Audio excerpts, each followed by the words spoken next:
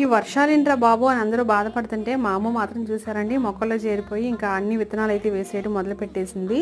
ఇగో చూసారా బీర్లు సొరలు అప్పుడు బెండకాయలు గుచ్చేస్తుంది. ఆల్రెడీ అంతకుముందు ఒకసారి అయితే బీర విత్తనాలు ఎక్కడో పెట్టింది, అవి పాకడానికి రెడీగా ఉన్నాయన్నమాట.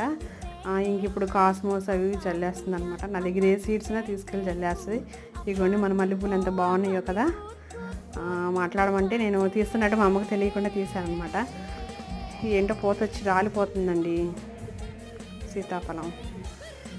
ఓకే ఇదిగోండి ఆల్రెడీ బీరలు పాకేస్తుంది చూసారా. బీరాను పొట్లకాయ ఏదో చెప్పిందమ్మ.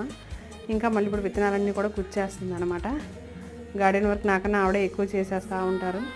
ఇదిగోండి ఆల్రెడీ బెండలు గుచ్చింది, కొన్ని అయితే మొక్కలు వచ్చేసినాయి. అలాగే గోంగూర ఒకసారి కొన్నప్పుడు వచ్చిన కాడలు ఉంటాయి కదండి, అవి కూడా గుచ్చింది. అవి కూడా చక్కగా చిగురులు వచ్చేసింది చూసారా.